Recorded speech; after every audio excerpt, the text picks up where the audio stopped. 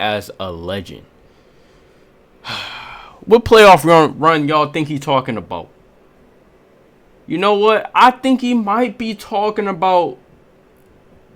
He's got to be talking about where they beat the Celtics in the finals. The 2022 playoff run. He's got to be talking about that one.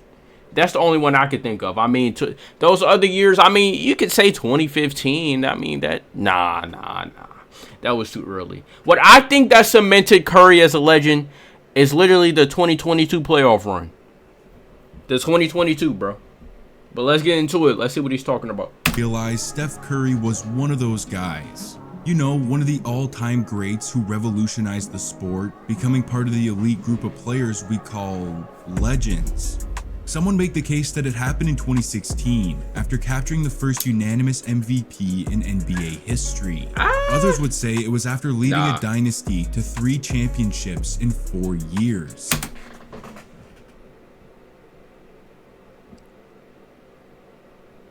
He led the dynasty? The dynasty leader wins finals MVP, right? Or I'm tripping. The dynasty leader is going to win finals MVP, right? Or I'm tripping. I don't know, man. But what you often hear, I think it was KD. Steph undeniably cemented himself as one of those guys after what he did in 2022. In one of the all-time great playoff runs, we saw a version of Curry that we'd never seen before, as he single-handedly willed the Warriors to a title. He sent teams to bed, delivered a legacy-defining finals performance, and launched a barrage of three-pointers that silenced any doubt around his greatness.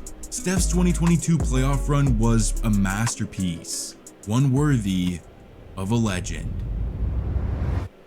Yeah, Steph was on crack around this time, bro. Every time this man Curry would touch the ball, I'd be scared as fuck. I wanted the Celtics to win so bad, bro. But Curry was too good to let the Warriors lose, bro. He was too good. 9.6 seconds left in Game 6 of the 2019 NBA Finals. On their hunt for the three-peat, injuries had taken Klay Thompson and Kevin Durant out of this critical possession to force a Game 7, leaving just one man up to the task. An NBA championship on the line. Iguodala throws it to Green, who catches it. Back to Curry, puts up a three.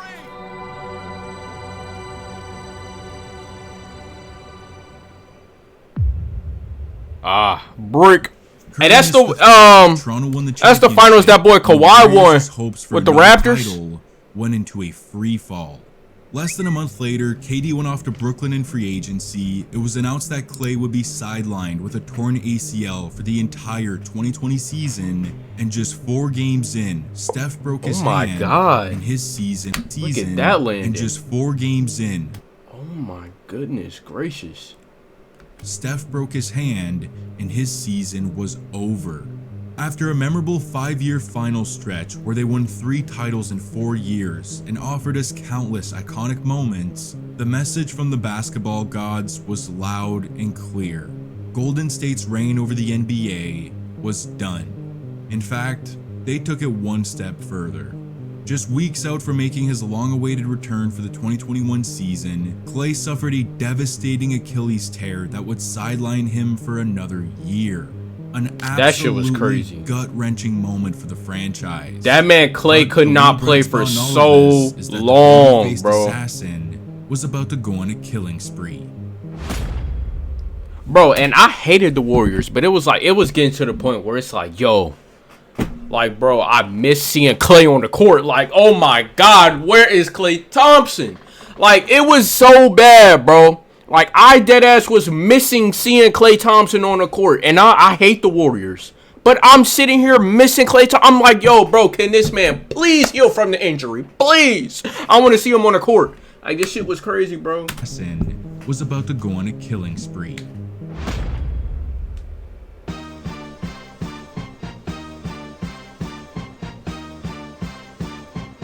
Curry way downtown. Bang! Steph I don't know Curry what this nigga Curry was snorting this season, bro, but he was wilding. Curry, three-pointer, that's good. Steph Curry with it. That's the 3 goal. Scores it! Steph! Oh, how did Steph make that? He's trying to draw another foul. And he did not make that.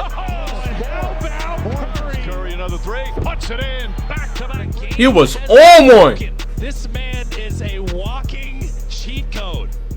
In a season that many argue was up to par or even better than his 2016 campaign, Curry averaged 32 a night on god tier. If you ask me, I think so too. This was definitely a better season than 2016 for sure. If you ask me, finished third in MVP voting, but they lost in the play-in game to the Memphis Grizzlies. Curry took them as far as humanly possible, and now 3 years removed from his last title, the media doubted his ability to carry a team back to the mountaintop. They said it was over. The noise was loud after that loss to Memphis, but deep down, Steph knew it wasn't over just yet. Bottle this up, everybody make the right strides, take advantage of the summer, and you don't want to see us next year. he said that. What the fuck? Yeah, that's how I know he was Curry's snorting message something. echoed throughout the NBA as the Warriors came out with a flaming hot 18-2 record to start the season. It was magical. The Dubs were among championship favorites. Steph was in the MVP. Was that Wiggins? It was magical. The Dubs were among championship favorites. Cat, come here, boy! MVP conversation once again. And as the calendar flipped to But this was December, also he not was on the only cusp of something. that Curry had one of the, like, probably his best season of his career, if you ask me, bro. Like, this was honestly crazy, bro. Like, I'm so that, like, Curry, bro, I'm still speechless of this playoff run you had in 2022. But, hey, aside from that, bro, this basketball season right here had to be, like, top 5, bro. This had to be, like, top 3 best basketball seasons of all time, bro. The top 75 season?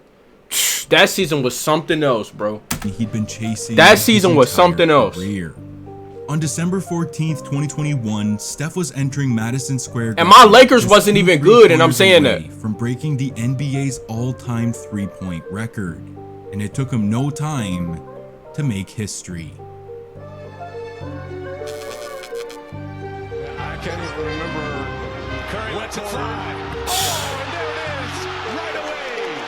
He is tied Ray. Guarding it from the start, Wiggins again. Here's Curry for the record. Nobody thought they was going to the finals, though. Steph Curry, the all-time three. Like, no one had the Warriors going to the finals on their checkboard, other than Warriors fans. 29-74. The man who changed the game. The igniter of the three-point revolution in the NBA. And now he stands alone at the top of the three-point list. The greatest shooter ever. Officially, we knew Steph was the GOAT shooter for a while, but now he was immortalized as the three-point king of the NBA. The Chef's record-breaking night gave the Warriors a boost, and as Clay returned halfway through the season, he kicked it into overdrive, and it was smooth sailing from that point forward. Until it wasn't. In a potential finals matchup against the Boston Celtics just weeks out from the start of the playoffs, Marcus Smart dives for a loose ball and lands directly on Curry's left ankle. Oh. And it was bad. He'd leave the game and was I don't think I remember diagnosed with this. a left foot sprain, putting him out for the final 12 games of the regular season. Damn. Thankfully, Golden State finished the year strong and snagged the 3rd seed in the West. But the health of their MVP was worrisome, especially headed into a first-round matchup against the MVP.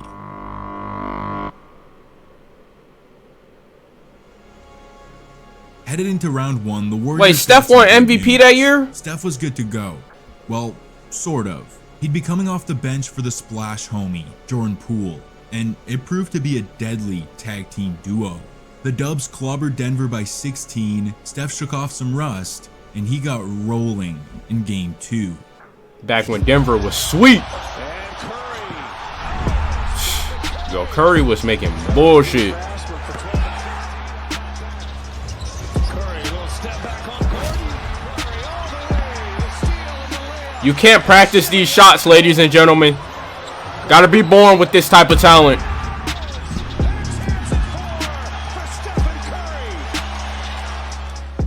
A filthy spinning layup in traffic and a fake that had JaMychal Green spinning before draining the step back 3 for the and 1. He is ecstatic to be back in the playoffs. The Chef fried the Nuggets for 34, and they go up 2-0. In Game 3, six-man Steph poured in 27 at altitude. They squeezed out a 5-point win to go up 3-0, and in Game 4, he went stupid. 33 points, 8 assists, and 4 steals for his second 30-piece off the bench. And in a nutty 15-point fourth quarter, he did this. Now they corral Curry with the double. Got it! 4 on the floor for Steph. Bro was hitting anything, bro. 4 on the floor for Steph with a cold-ass celebration. Bro. Denver ended up winning that game, but I don't even care. That was tough. Inserted back into the starting lineup in Game 5. Let's not act like he just LeBron James carried this team, though. He ain't. I wouldn't say he carried. He definitely led this team. He led this team by far. But I don't think he didn't carry this shit, though. Like, Jordan Poole, he was having a peak season, too. Jordan Poole was going stupid. Went nuts for 35 and 5, including a. They had some bodies on this squad. It was just a very underrated squad. Clutch than this lefty scoop layup to push the lead to 5, putting Denver in the MVP to bed. Night night.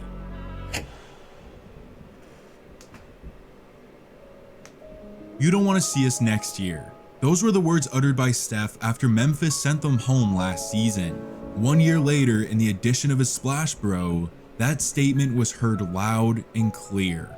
Game 1 was a dogfight that went down to the wire, and with the Grizzlies up 2 with less than 40 seconds left, Clay comes off a screen, fakes, pump fires, fake. Desmond Bain, where you going? Head 3.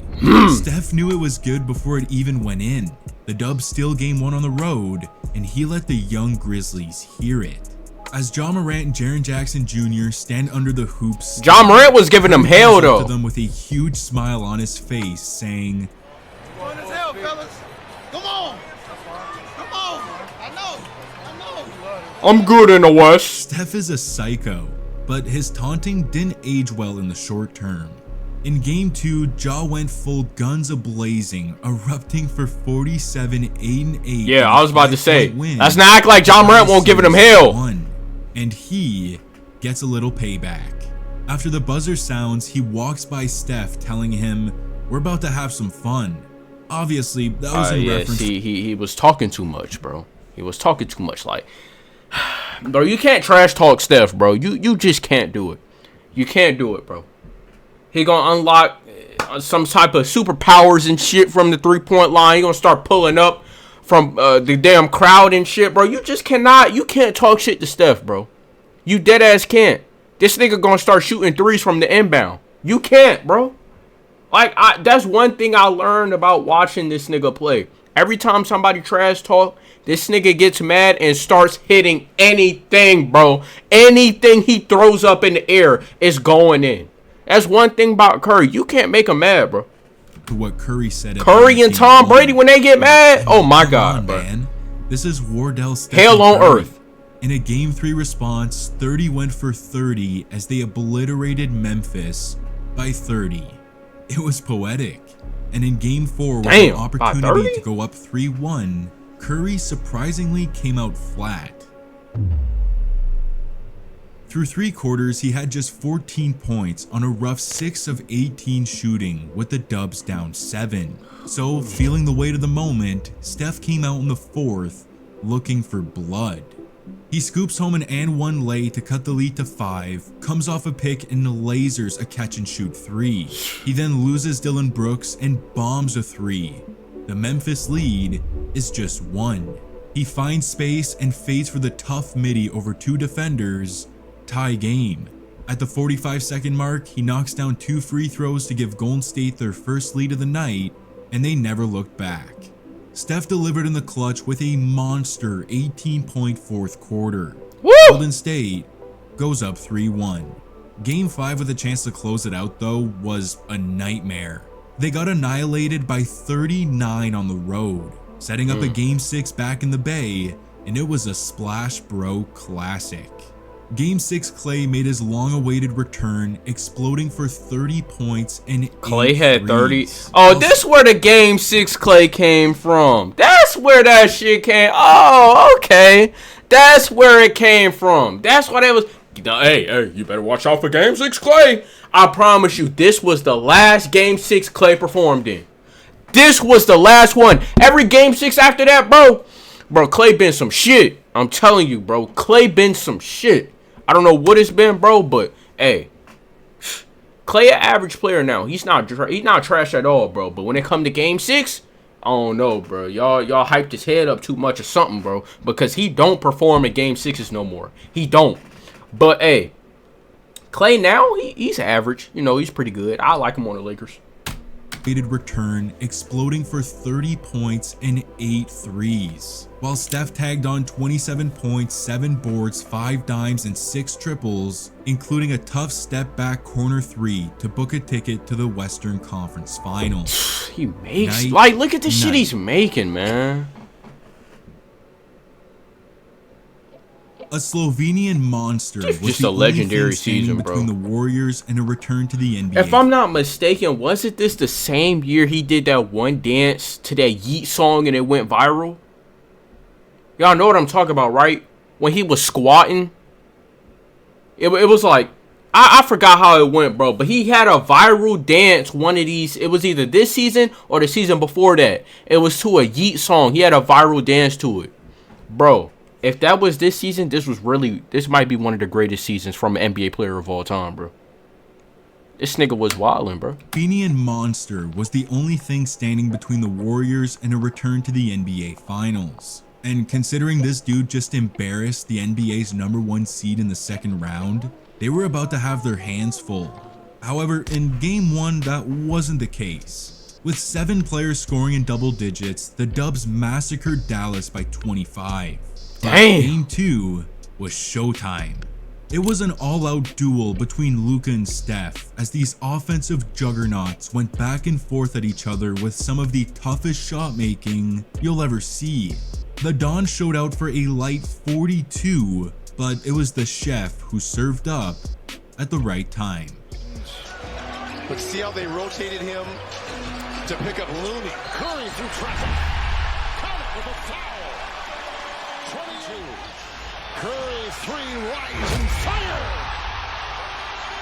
And his signature. I was sick of this nigga in that celebration, man.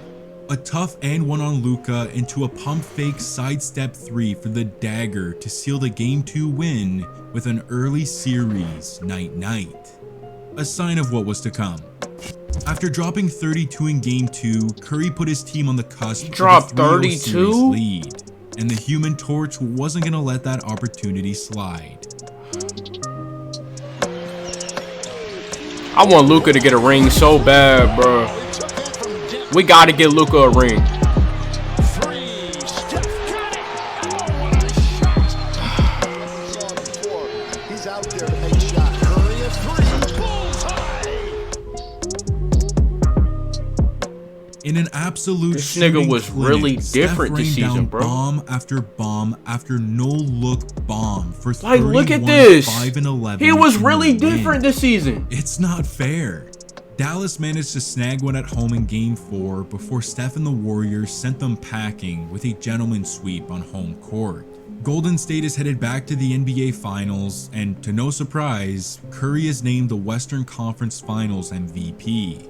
But don't let that smile fool you. He wanted more. The killer inside of him wanted much more. I know.